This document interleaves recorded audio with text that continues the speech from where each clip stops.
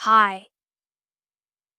From stamps to scorn, the beleaguered British crown, staggering under a mountain of debt accumulated during the 7 Years' War, cast a covetous eye upon its American colonies, seeing them as a vast cornucopia of untapped revenue. With the cunning of a chess grandmaster plotting an ingenious gambit, it hatched a plot to extract wealth from its colonial offspring across the Atlantic.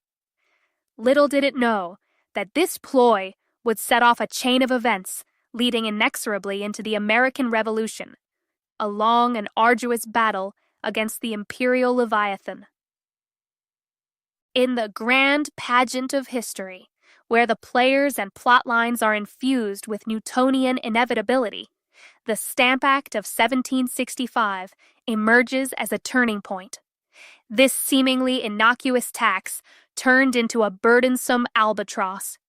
The colonists suddenly found themselves ensnared in a Kafkaesque web of red tape, fiscal tyranny, and exorbitant debt.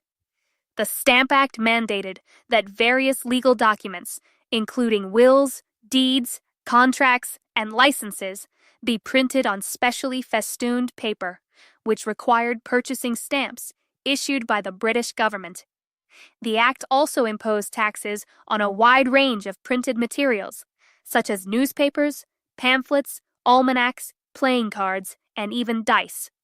Both taxes and paper stamps had to be paid, not in colonial-issued bills, but in scarce silver and gold. As a riposte to this outrageous imposition, the Massachusetts and Continental Revolutionary Assemblies boldly issued paper money, Massachusetts state notes and continental currency respectively, in the teeth of the royal prerogative, a direct challenge to the Crown's currency acts.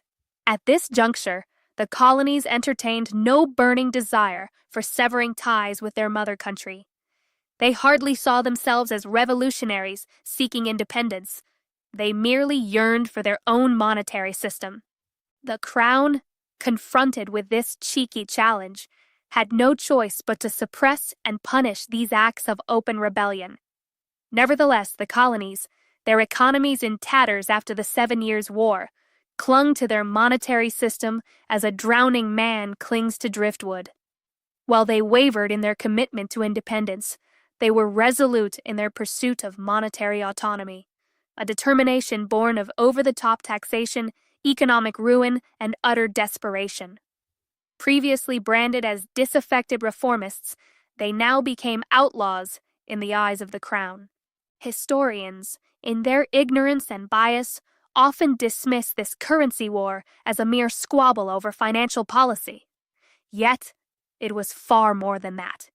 It was an irreconcilable difference, the very crucible in which the Revolution was forged.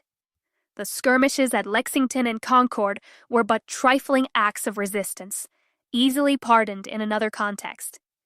But this audacious creation and circulation of credit by the revolutionary assemblies of Massachusetts and Philadelphia, coming as it did on the heels of the Crown's strenuous efforts to suppress paper money in America, constituted acts of defiance so brazen and provocative that rapprochement crumbled like the parchment on which their grievances were written. With the Rubicon crossed, the stage was set for war, and the curtain had risen on a new era in American history. Continental, freedom's currency, Massachusetts and the other colonies, having started the fight, found itself plunged into the tumultuous waters of warfare, sans the pecuniary means to foot the bill. As the cannons roared and the muskets crackled, the rebellious colonists found themselves in need of more than just valor and determination. War, as it turns out, is a rather costly affair, and gold and silver were as elusive as an Irish leprechaun. In this titanic struggle against the mighty British Empire, a scrappy underdog emerged to help fuel the revolution: the Continental currency.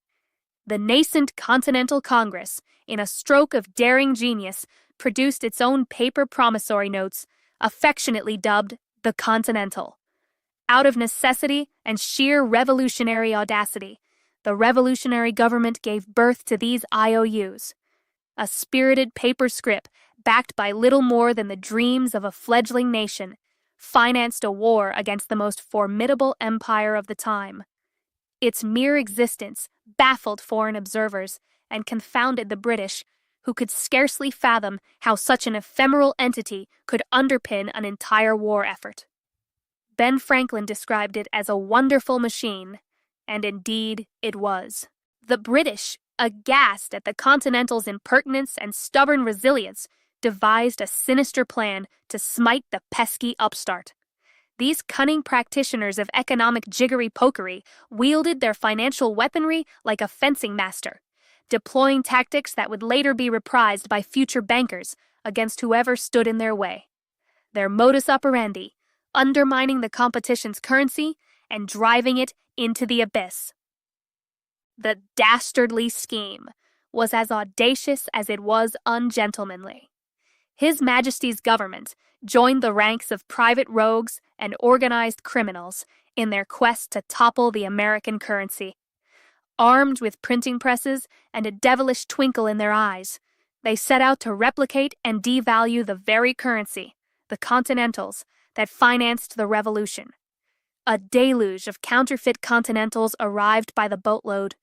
These subversive creations were so abundant that one could acquire them for a mere pittance.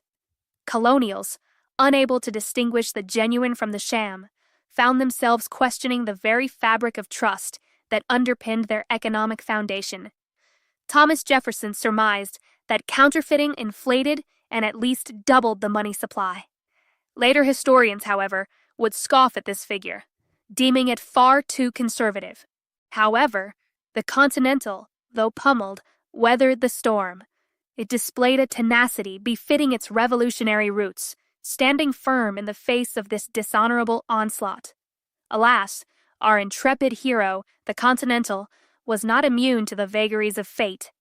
Ironically, it was not the British who delivered the fatal blow, but rather the ravenous colonials themselves, specifically those voracious northeastern bankers, speculators, and profiteers.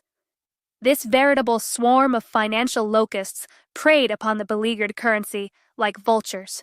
They swooped in to snap up the tormented scrip for absurdly low prices. Having convinced the masses of its imminent worthlessness post-war, they exploited the eventual uncertainty and fear that gripped the colonies.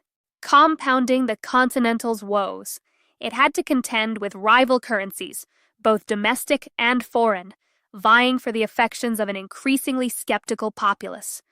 Much like the plight of modern foreign currencies, adrift in the tempestuous sea of international markets.